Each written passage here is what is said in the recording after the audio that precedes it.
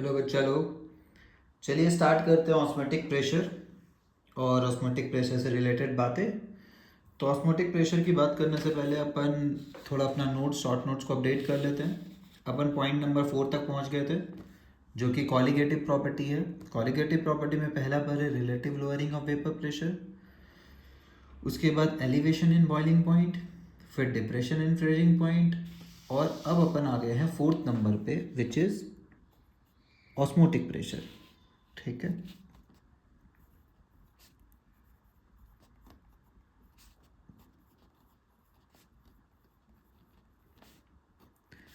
इसका फॉर्मूला आएगा pi equal to C R T. Pi अपना ऑस्मोटिक प्रेशर है, सी अपना होता है molarity, C equal to molarity. और मोलैरिटी अपने को पता है क्या होता है, molarity is equal to moles of solute, N of solute divided by volume of solution in litre. ठीक है, आर अपना गैस कांस्टेंट होता है, स्टैंडर्ड यूनिट में 8.314 है ना, जूल्स में, जूल्स पर केल्विन होता है ये। ठीक, पर मोल, पर केल्विन पर मोल। जनरली 0.0821 लेते हैं लीटर एटीएम में। ठीक है, बार में, लीटर बार में लेना है तो 0.083 ले लेंगे। ठीक, तो ये सब तो गैसियस स्टेट में पढ़ रखे हैं अपन। तो देखते हैं ऑस्मोटिक प्रेशर क्या है। तो बोलता है हमारे आसपास बहुत सारे फिनोमिनन हैं इन नेचर और घर पे। फॉर एग्ज़ाम्पल, अब जो अपना जो पिकल्स बनाते हैं उसमें क्या करते हैं, रॉ मैंगो को पहले डालते हैं सॉल्ट वाटर वगैरह में, फिर ऑयल में भी डालते हैं। तो रॉ मैंगो जो होता है वो थोड़ा सा ना उसमें पानी होता है, लेकिन सॉल्ट वाटर में डालते साथ क्या होगा, सॉल्ट का कंसनट्रेशन बाहर ज़्यादा है, पानी कम है ना। सॉल्ट वाटर में पानी कम है, अंदर रॉ मैंगो में पानी ज़्यादा है, तो अंदर का पानी बाहर निकल के आ जाएगा। ठीक है, तो वो सिकुड़ जाएगा। वैसे ही अगर सिकुड़ा हुआ फ्लावर है वो रिवाइव हो जाएगा अगर उसको फ्रेश वाटर में डालें, क्योंकि फ्लावर के अंदर सॉल्यूट भी होगा, सॉल्वेंट भी होगा, लेकिन बाहर पानी पानी ज़्यादा है, तो पानी जहाँ ज़्यादा है वहाँ से फ्लो होगा जहाँ कम पानी है। पानी का यही टेंडेंसी है, पानी हमेशा ज़्यादा जगह से, जहाँ पे ज़्यादा पानी है वहाँ से कम पानी पे फ्लो होता है।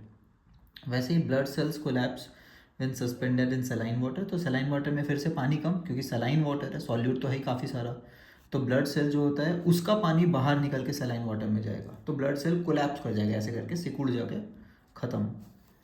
If we look into these process, we find one thing common in all, that is all these substances are bound by membranes.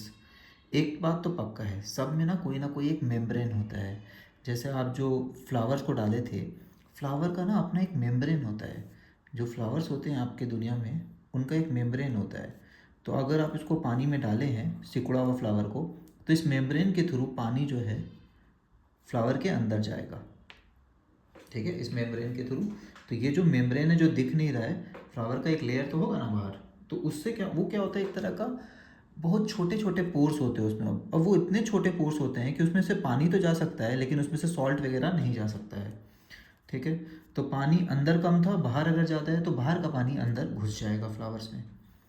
ठीक, बाउंड बाय मेम्ब्रेन, सब में मेम्ब्रेन होता है। These membranes can be of animal और vegetable origin, है ना, जैसे यहाँ प्लांट ओरिजिन का है।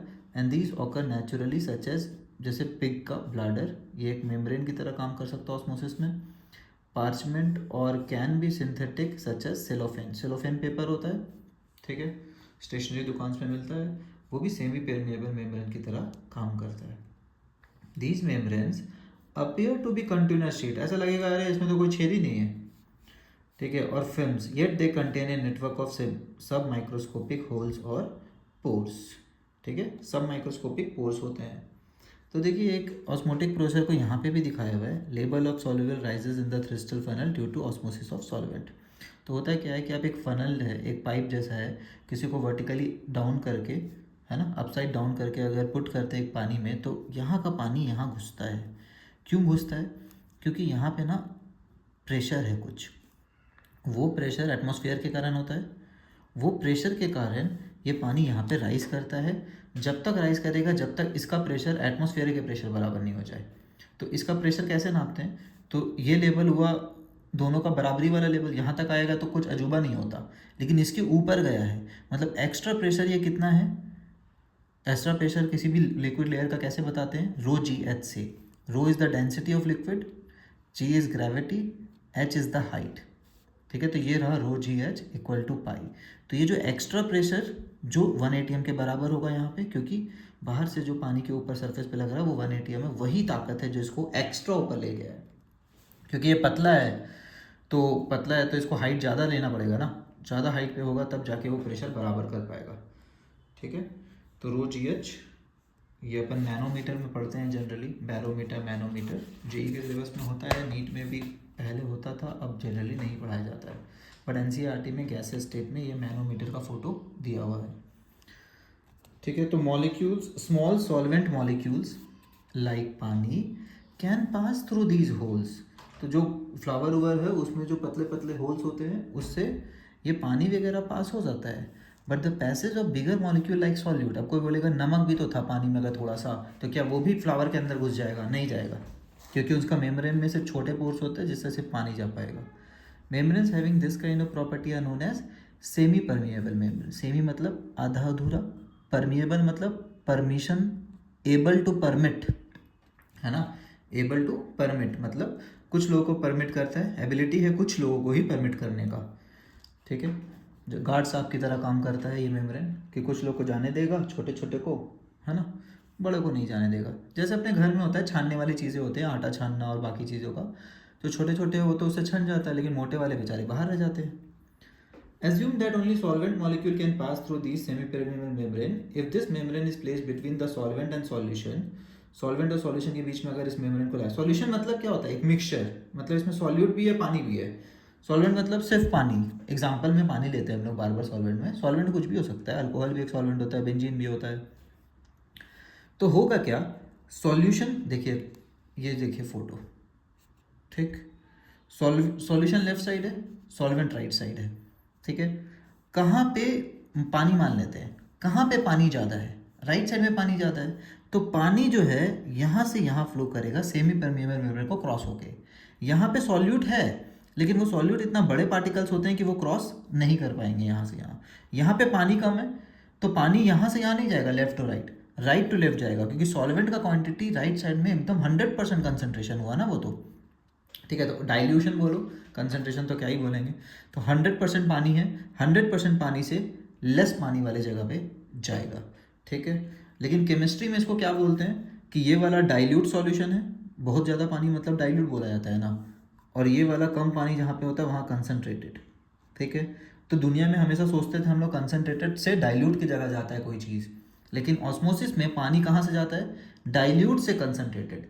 तो ऐसा लिखा होगा low concentration to high concentration flow होता है ऑस्मोसिस में, है ना। हमारे ब्रेन को हमेशा क्या लगता है, सब कुछ हाई कंसनट्रेशन से लो ही होता है फ्लो, लेकिन भैया सॉल्यूट नहीं फ्लो हो रहा है, सॉल्वेंट फ्लो करना है, सॉल्यूट होना होता है फ्लो तो यहाँ से यहाँ होता, सॉल्वेंट कहाँ से कहाँ फ्लो होगा, लो कंसनट्रेशन से हाई कंसनट्रेशन। ठीक है, वापस आ जाते हैं थ्योरी पे। Assume only solvent पास हो सकता है। If this membrane is placed between solvent or solution, the solvent molecule will flow through the membrane from pure solvent to the solution. This process of flow of solvent is called osmosis, है ना। Osmosis में solute पास नहीं होता है, semi permeable से solute तो पास हो भी नहीं सकता है, इसलिए सॉल्वेंट बेचारा पास होके कंसंट्रेशन दोनों तरफ बराबर करने का कोशिश करता है। तो इस तरफ को अगर डाइल्यूट कर देंगे, है ना, यहाँ पे मान लेते हैं 2 लीटर पानी था और सॉल्यूट ना के बराबर था या 1 ग्राम था, अभी यहाँ 1 लीटर में 1 ग्राम सॉल्यूट है, तो यहाँ से पानी आएगा, यहाँ पे 1.5 लीटर जब हो जाएगा तो ये रुक जाएगा, तो अब हुआ 1 ग्राम सॉल्यूट इन 1.5 लीटर, यहाँ पे भी 1 ग्राम इन 1.5 लीटर, क्योंकि 2 लीटर से 1.5 लीटर हो गया। तो इसलिए सॉल्वेंट पास होता है इक्विलिब्रियम लाने के लिए, यहाँ पे सॉल्यूट पास नहीं होता है। ठीक है, चलिए आगे बढ़ा जाए। Okay, the flow will continue till the equilibrium is attend, ऐसा होते जाएगा जब तक इक्विलिब्रियम नहीं आएगा। तो एज्यूम कर लीजिए क्या, यहाँ पे 1 ग्राम सॉल्यूट है 2 लीटर में, यहाँ पे है 1 ग्राम 1 लीटर में, तो कितना पानी फ्लो होगा, यहाँ से यहाँ 0.5 लीटर फ्लो होगा। तो एट इक्विलिब्रियम क्या आएगा, एट इक्विलिब्रियम सॉल्यूट यहाँ पे 1, सॉल्वेंट कितना लीटर 1.5 लीटर, 1.5 लीटर। यहाँ पे भी कितना होगा एट इक्विलिब्रियम 1 in 1.5 लीटर। समझ आया बात? ये इक्विलिब्रियम हो गया। देखिए अब थोड़ी फ्लो होगा कहीं से कहीं, 1 ग्राम इन 1.5, 1 ग्राम इन 1.5। ठीक है, तो फ्लो विल चलते रहेगा जब तक इक्विलिब्रियम आ जाए। The flow of the solvent from its side to solution side across a semi permeable membrane can be stop by some extra. अब कोई बोला क्या इसको रोक सकते हैं? इस पानी यहाँ से यहाँ जो जा रहा है, एटमॉस्फेरिक प्रेशर तो दोनों तरफ है ना, लेकिन ज़रूर ये पानी बहुत पतला है इसलिए यहाँ से यहाँ फ्लो हो जाता है, फ्लो पानी ही होगा। तो बोला एक टेक्निक है। अब बोला कि ये प्रेशर तो नहीं नाप पाते थे, ऑस्मोसिस प्रेशर तो यही होना चाहिए कि यहाँ से कितने ताकत से पानी फ्लो हो रहा है लेफ्ट साइड, राइट से लेफ्ट साइड। तो उन्होंने बोला एक नया टेक्निक निकाले अपन, बड़ा मस्त टेक्निक है, उल्टा साइड से ताकत लगा दो। तो उल्टा साइड से अगर अपन ताकत लगाएंगे ना तो ये फ्लो रुक सकता है। तो उल्टा साइड से जितना भी ताकत लगाएंगे तो बोल देंगे जो फोर्स यहाँ से आ रहा था उसको रोकने के लिए उतना ही फोर्स यहाँ से लगाए होंगे। तो ऑस्मोटिक प्रेशर इधर वाला नहीं नाप पाते हैं तो हम लोग काउंटर फोर्स नाप लेते हैं, जैसे फिजिक्स से करते थे कि काउंटर फोर्स कितना लगाएंगे कि ये फ्लो रुक जाए, पानी इधर से इधर आए ही नहीं। ठीक है, तो उस काउंटर फोर्स को क्या नाम दिया हम लोग? पाई। तो देख लीजिए यहाँ पी एटीएम प्लस पाई, कि अगर इसको रोकना है फ्लो को तो यहाँ पे एक्स्ट्रा कुछ फोर्स लगाना पड़ेगा left side, which is called osmotic pressure. ठीक, this pressure that just stops the flow of solvent मतलब पानी यहाँ पे फ्लो होते हुए जस्ट रुक जाए, is called osmotic pressure of the solution. The flow of solvent from dilute solution to the concentrated, इस बार कहाँ से सॉल्वेंट फ्लो होता है? डाइल्यूट से कंसनट्रेटेड की तरफ, देख लीजिए, है ना, across a semi permeable membrane, ये रहा, is due to osmosis. The important point to be kept in mind is that solvent molecule always flow from lower concentration to higher. Solvent कभी भी हाई से लो नहीं जाएगा, सॉल्वेंट हमेशा लो से क्या जाता है? हाई की तरफ। ठीक, जनरली दुनिया में क्या होता था अभी तक? हाई टू लो होता था। विंड में भी देखते थे हाई प्रेशर से लो प्रेशर फ्लो होता है, तो हम लोग को आदत हो गया हाई से लो का बात करने का। The osmotic pressure has been found to depend on the concentration of the solution. तो जितना ज़्यादा कंसंट्रेशन होगा इसमें, जितना कम पानी, जितना ज़्यादा कंसंट्रेशन मतलब क्या? सॉल्वेंट कम, सॉल्यूट बहुत ज़्यादा, उतना ज़्यादा ऑस्मोसिस से ये फ्लो होगा, उतना स्पीड से ये फ्लो होगा, क्योंकि यहाँ पानी का कमी है। तो osmotic pressure of A solution, तो पाई पे डिपेंड, पाई किस पे डिपेंड किया? कंसंट्रेशन पे, कंसंट्रेशन ऑफ द मिक्सचर। तो पाई इक्वल टू CRT आता है, और C क्या होता है? कंसंट्रेशन। यहाँ पे कंसंट्रेशन मोलैरिटी होता है। The osmotic pressure of a solution is excess pressure that must be applied to the solution to prevent osmosis. फिर से repeat ऊपर वाला line, to stop the passage of solvent molecule through a semi-permeable membrane into the solution. To stop the passage of पानी through a semi-permeable membrane into solution. Left side वाला solution है, right side वाला pure है, सिर्फ solvent. This is illustrated in this figure. Osmotic pressure is colligative property as it depends on the number of solute molecules and not on their identity. देखो, तो colligative property वही होता था कि भैया आप यूरिया लिए कि सॉल्ट लिए कि शुगर लिए, उससे फर्क नहीं पड़ना चाहिए, है ना, वही सब प्रॉपर्टी को colligative बोलते हैं, सिर्फ नंबर ऑफ पार्टिकल से फर्क पड़ना चाहिए। For dilute solutions, it has been found experimentally that osmotic pressure is proportional to the molarity of the solution at a given temperature. ठीक है, तो मोलैरिटी के प्रोपोर्शनल पाया गया है, तो पाई इक्वल टू CRT, जो टेम्परेचर होगा वो T है, R अपना गैस कांस्टेंट है, और कंसंट्रेशन मोलैरिटी है, मोलैरिटी होता है moles by volume, moles of solute यहाँ पे by volume. V is the volume of solution in litre containing N2 moles of solute, है ना। और मोल्स कैसे निकालते हैं? Given mass by molar mass, तो N2 को फर्दर डिवाइड कर सकते हैं W2 मतलब given mass of solute by molar mass of solute पे, V को उधर ले गए, फिर M एक तरफ बाकी एक तरफ, क्योंकि कॉलिगेटिव प्रॉपर्टी को पढ़ाने का मकसद क्या है लैब लेवल पे, कि भैया मोलर मास निकाल सकते हैं किसी का भी। अब बाकी दो प्रॉपर्टी जो था ना, बॉइलिंग पॉइंट और फ्रीजिंग पॉइंट, वो बड़ा मुश्किल वाला होता है, क्योंकि बॉइलिंग करने के लिए आपको उस बॉइलिंग टेम्परेचर तक ले जाना चाहिए, महंगा पड़ता है। फिर बहुत लोग होता है ना कि अपना बॉइलिंग पॉइंट पे आते आते सॉल्यूट जो है, जो सॉल्यूट तो वोलेटाइल था नहीं, तो सॉल्यूट बहुत बार क्या होता है कि एकदम डिस्ट्रॉय हो जाता है या टूट जाता है वो कंपाउंड ही। ठीक है, तो बायोमोलिक्यूल्स वाले जो कंपाउंड्स होते हैं ना, जो सॉल्यूट होते हैं, जो बायोमोलिक्यूल्स वाले जो पॉलीमर वगैरह ये सब, ये सारे जो है ना टूट जाते हैं हाई टेम्परेचर पे। तो बॉइलिंग पॉइंट और फ्रीजिंग पॉइंट उनके लिए बहुत ज़्यादा अच्छा मेथड नहीं होता उसका मोलर मास निकालने के लिए। ज़्यादा अच्छा मेथड क्या होता है? Osmotic pressure plus boiling point elevation में आंसर देखे थे क्या आता था 0.05 0.005 है ना। तो इतना कम आंसर आता है डेल्टा टी का कि बड़ा मुश्किल है उसको एक्यूरेटली मोलर मास नापना उससे। ऑस्मोटिक प्रेशर का जो आंसर आता है ना वो सिग्निफिकेंट आता है ना। किसी का आंसर 50 100 200 आए तो आंसर मतलब सही एक्यूरेट निकलेगा ना फिर तो M2 मोलर मास। तो वो प्रॉब्लम्स भी है अपना बॉइलिंग पॉइंट और फ्रीजिंग पॉइंट वाले मेथड्स में। Thus, knowing the quantity this and this, we can calculate the molar mass of the solute. Measurement of osmotic pressure provides another method of determining molar masses of solute. ठीक है, तो osmotic pressure एक और method हो गया. This method is widely used. आ गया, ये पूरी दुनिया में ज़्यादा यूज़ होता है. To determine molar mass of protein, biomolecules वाले लोग को देखिए, proteins, polymers and other macromolecules. ठीक है, just a minute. Okay, so other macromolecules. The osmotic pressure method has the advantage over other method as pressure measurement is around the room temperature. आ गया, advantage क्या है? पहला room temperature पे होता है. Second molarity use होता है, तो मोलैरिटी निकालना ज़्यादा आसान होता है क्योंकि सॉल्वेंट लिक्विड होता है और मोलैलिटी में सॉल्वेंट का बोलता है केजी बताइए. कैसे बताएंगे सारे सॉल्वेंट का केजी, बड़ा मुश्किल होता है नापना. लेकिन मोलैरिटी में नीचे होता है वॉल्यूम ऑफ सॉल्यूशन. पूरा सॉल्यूशन बन गया, उसका वॉल्यूम बता दीजिए. वो तो बीकर से डायरेक्ट पता चल जाता है देख के, है ना, लिक्विड सॉल्यूशंस का. तो as compare to other colligative property its magnitude is large even for very dilute solutions. दूसरी बात, मैग्नीट्यूड क्या होता है? बहुत बड़ा आता है बाकी कॉलिगेटिव प्रॉपर्टी से, तो ये नापना आसान है, एक्यूरेसी ज़्यादा अच्छा होगा फिर तो. The technique of osmotic process for determination of molar mass of solute is particularly useful for biomolecules as they are generally not stable at higher temperature. बेचारा टूट टाट जाता है हाई टेम्परेचर पे, डिकम्पोज ही हो जाएगा कंपाउंड ही, फिर क्या फ़ायदा, बॉयल ही करते रह जाएंगे हम लोग. And polymer have poor step solubility. ठीक है, और पॉलीमर वगैरह का तो जिसका सॉल्युबिलिटी भी ख़राब होता है उसके लिए भी ऑस्मोटिक प्रेशर वाला मेथड ज़्यादा अच्छा है. ठीक, तो पुअर जो होता है, सॉल्युबिलिटी पुअर के कारण पॉलीमर के लिए भी ऑस्मोटिक प्रेशर ज़्यादा अच्छा है क्योंकि बॉइलिंग पॉइंट वगैरह में तो आपको अच्छे से घोल बनाना पड़ता है. और यहाँ पे बायोमोलिक्यूल जो है वो हाई टेम्परेचर पे स्टेबल नहीं होता है, बहुत सारा बायोमोलिक्यूल्स.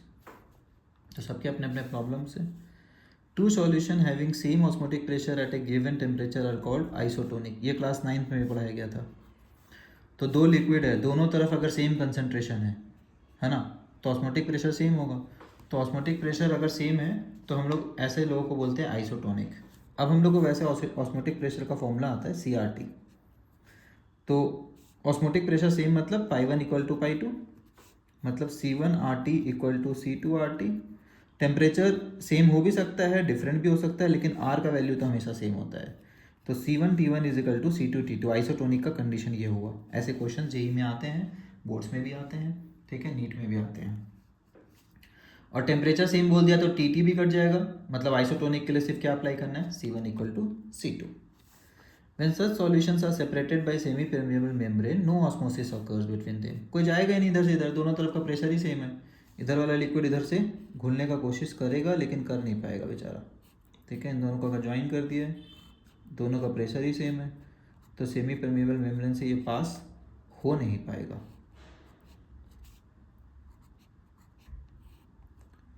ठीक है, यहाँ पे भी पाई, यहाँ पे भी पाई, मतलब दोनों सेम हैं. ठीक, या π1 = π2 है. For example the osmotic pressure associated with the fluid inside the blood cell. तो ब्लड सेल के अंदर जो फ्लूइड है उसका ऑस्मोटिक प्रेशर आता है इतना.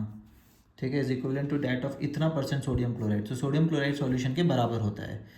ठीक है, कॉल्ड नॉर्मल सलाइन सॉल्यूशन. तो जो सलाइन चलता है ना अपने को, देखे जिसको लोग बोल देते हैं ग्लूकोज चल रहा है, वो एक्चुअली में सलाइन चल रहा होता है क्योंकि सॉल्ट चाहिए होता है अपने बॉडी को. तो वो सॉल्ट का जो ऑस्मोटिक प्रेशर है वो सेम रखते हैं ब्लड सेल वाले से. ठीक है, and it is safe to inject intravenous, इसलिए फिर वेन से डाल सकते हैं ताकि भाई ब्लड से ना कोई इधर आए ना इधर से कोई ब्लड में जाए, अभी जहाँ जाना है वहाँ जाए.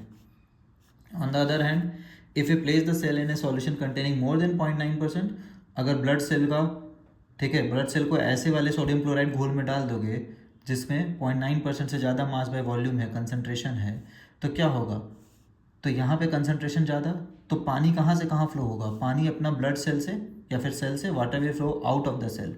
तो अपना सेल से पानी कहाँ निकल जाएगा, सोडियम क्लोराइड के तरफ, क्योंकि सोडियम क्लोराइड में कम पानी है, सोडियम क्लोराइड के सॉल्यूशन में हमारे पास ज़्यादा पानी है, क्योंकि हमारा कंसनट्रेशन 0.9 और बाहर का कंसनट्रेशन सपोज 0.9 से ज़्यादा, 0.9 से ज़्यादा कितना बोलते हैं, 1 बोल देते हैं, तो ये 1 है, हमारा 0.9 है, तो पानी किस में ज़्यादा है, हमारे पास ज़्यादा है, हम डाइल्यूट हुए, लो कंसनट्रेशन, तो हमारा पानी ना निकलने लगेगा। अब पानी निकलने लगेगा तो क्या होगा, हम लोग श्रिंक हो जाएंगे। Such a solution is called hypertonic. तो बाहर का कंसनट्रेशन ज़्यादा, हमारा कम, तो इसको बोलते हैं hypertonic condition. If the salt concentration is less than 0.9%, salt का कंसनट्रेशन बाहर का अगर 0.9 अपने सेल वाले से कम है बाहर का, तो बोलते हैं हाइपोटोनिक। तो बाहर के रिस्पेक्ट में बोलते हैं, सेल से कम बाहर का प्रेशर तो हाइपोटोनिक, सेल से ज़्यादा बाहर का प्रेशर तो हाइपरटोनिक। इन दिस केस ठीक है, तो कंसंट्रेशन के हिसाब से बोलते हैं, सेल का कंसंट्रेशन से ज़्यादा बाहर का तो हाइपर, नहीं तो hypo. In this case water way flow into the cell if placed in the cell and they would swell. ठीक है, कोई दिक्कत यहाँ तक? तो ये रहा अपना क्वेश्चन एक। तो इसमें बोल रहा है, देखिए क्या बोल रहा है, वॉल्यूम, इतना वॉल्यूम ऑफ एक्वा सॉल्यूशन दिया हुआ है, तो वॉल्यूम को लीटर में कर लेंगे, क्योंकि हम लोग को पता है ऑस्मोटिक वाले क्वेश्चन में क्या चाहिए होता है, पाई इक्वल टू CRT। ठीक है, ऑस्मोटिक प्रेशर दिख रहा है, वॉल्यूम पता चल गया, गिवन मास पता है, गिवन मास कितना हो गया 1.26। ठीक है, मोलर मास निकालना है, तो आपको क्या करना है, पाई इक्वल टू CRT बैठाना है फर्स्ट स्टेप में, और C निकाल लेना है। R पता होता है कितना, देखिए वॉल्यूम क्योंकि आप लीटर में ले रहे हैं तो R अपना लीटर, और बार में लेना है तो 0.083, तो इस केस में जो प्रेशर होगा बार में आएगा, तो प्रेशर यहाँ बार में दिया हुआ है, तो लीटर बार में होता है 0.083। ठीक है, तो 0.083, टेम्परेचर कितना 300, पाई दिया हुआ है क्या, बिल्कुल दिया हुआ है 2.57 इंटू 10⁻³ यहाँ से निकल जाएगा कंसंट्रेशन, मतलब मोलैरिटी पता है। अब एक बार मोलैरिटी पता चल गया, C पता चल गया, और C क्या होता है, moles of solute given mass by molar mass, यही निकालना है, bye volume of solution in litre.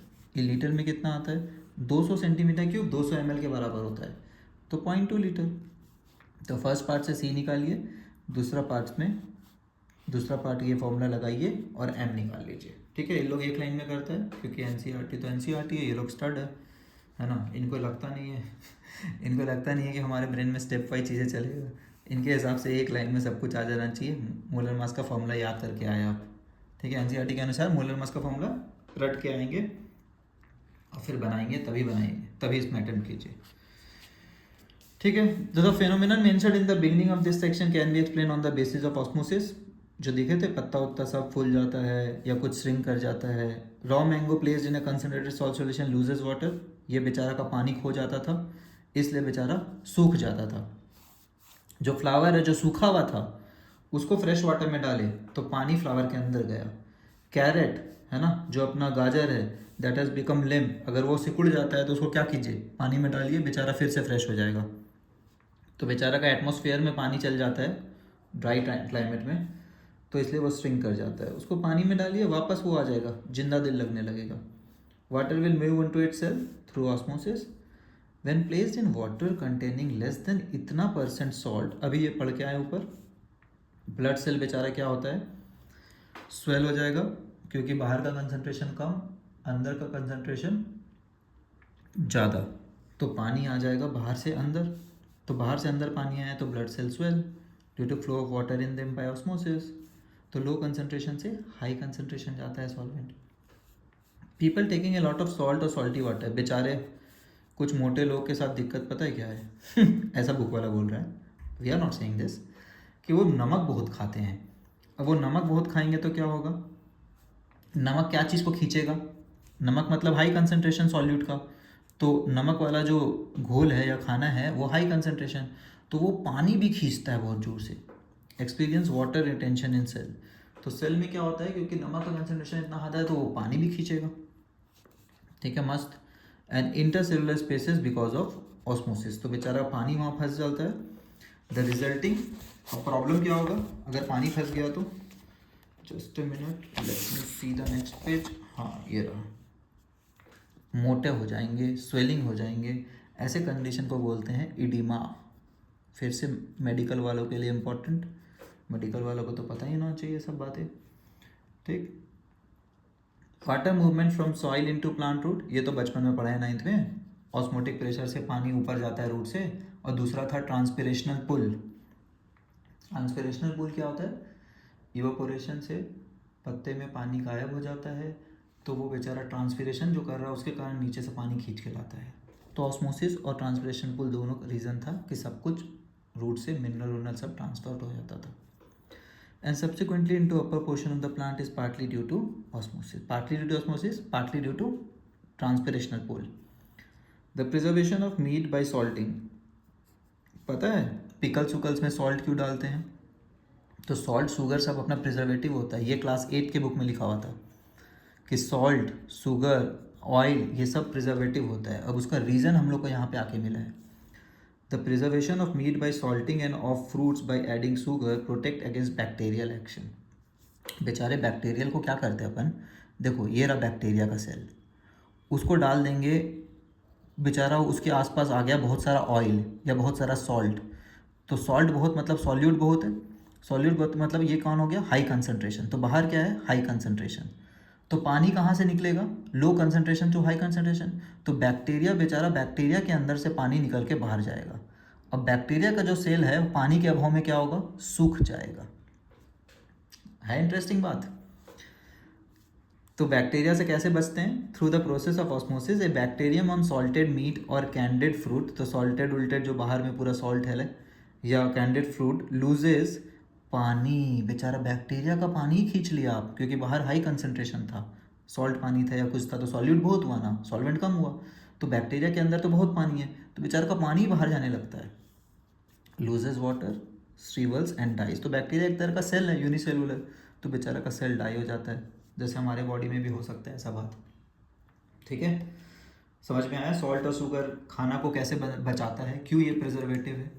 तो वहाँ पे तो क्लास 8 में बस बोल दिया था प्रिजर्वेटिव है, असली मुद्दा हम लोग को आके क्लास 12 में पता चलता है, वो भी जब इतना डेप्थ में अपन ये चैप्टर पढ़ेंगे, ऑस्मोसिस पढ़ेंगे, तब पता चलेगा, ठीक है।